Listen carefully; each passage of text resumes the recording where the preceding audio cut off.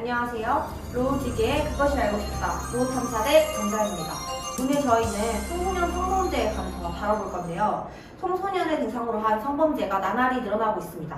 특히 인터넷의 발전에 따른 온라인을 통한 성범죄가 큰 문제가 되고 있습니다. 여성가족부가 제공한 2021년 아동 청소년 대상 성범죄 유형 분포에 따르면 강제추행이 35.5%로 가장 많았고 강간이 21.1%, 성착취물이 15.9% 등의 순이었습니다. 피해 아동 청소년의 평균 연령은 14.1살 정도로 매우 낮았습니다. 해당 자료에서 가장 주목할 만한 점은 성매수, 성착취물, 강간 등에서 인터넷 채팅 등을 통해 알게 된 사람으로부터 피해를 본 경우가 많았다는 사실입니다. 성매수는 81.3%가, 성착취물은 66.5%가, 강간은 35.3%가 그 피해 비율이었습니다. 수원지검 안양지청 형사 2부는 24일 아동 청소년의 성보호에 관한 법률 위반 등의 혐의로 10대 A씨 등 2명을 구속 기소했다고 27일 밝혔습니다. 검찰은 또 성매수 남성 등 3명을 불구속 기소했습니다. 10대 A씨 등은 지난해 8월에서 11월 피해자들의 몸을 촬영한 동영상을 빌미로 협박하거나 피해자들에게 존재하지 않은 빚을 만들어 돈을 갚으라고 협박해 성매매를 시킨 뒤 성매매 대금을 챙긴 혐의를 받고 있습니다.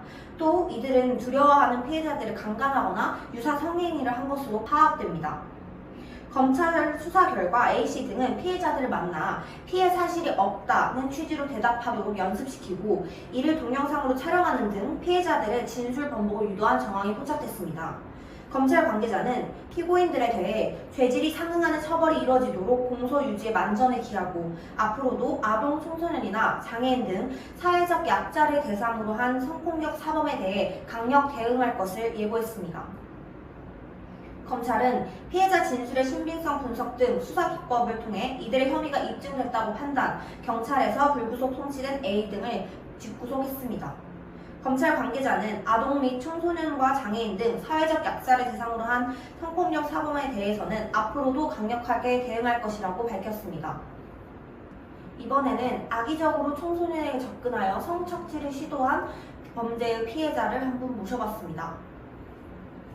안녕하세요. 모든 인터뷰는 모자이크 및 변조 처리 등이 편안하게 질문에 답변해 주시면 됩니다. 네, 알겠습니다. 청소년을 타깃으로 한 성범죄 피해 사실이 있으신 거 맞습니까? 네. 피해 사건에 대한 설명을 부탁드려도 될까요? 부모님에게 가정폭력을 심하게 당해서 가출했어요.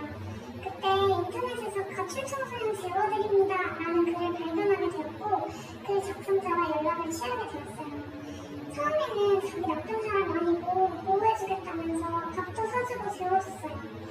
하지만 바로 다음날부터 저의 나체가 담긴 동영상을 찍어 학교에 뿌리겠다고 협박했어요. 영상을 협박으로 저에게 성매매를 시키고 상습적으로 성폭행을 했습니다.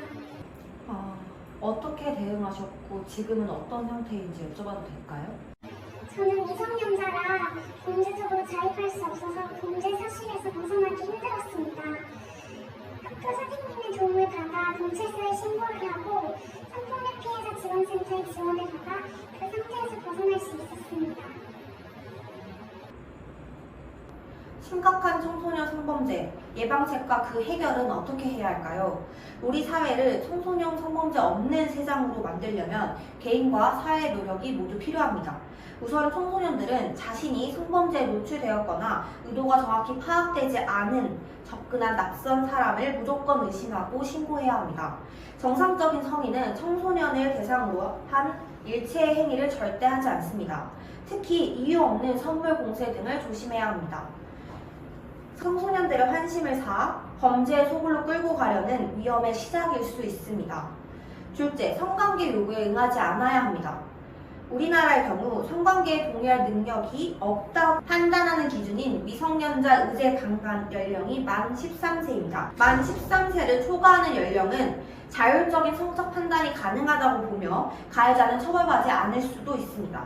따라서 성관계 요구에 응하지 않고 거절 의사를 표하는 것이 중요합니다. 또한 신원이 불분명한 누군가의 만남을 가지는 것을 자제해야 합니다. 인터넷이나 앱을 통한 성범죄 발생률이 더더욱 높아지고 있습니다. 스스로 지키기 위해서 우리는 조심도 조심해야 합니다. 마지막으로 성범죄 사실이 발생하면 지체 없이 경찰에 신고하고 주변 어른이나 관련 기관의 도움을 반드시 받아야 합니다. 여기까지 로우지기의 그것이 알고 싶다였습니다. 시청해주신 여러분 감사합니다.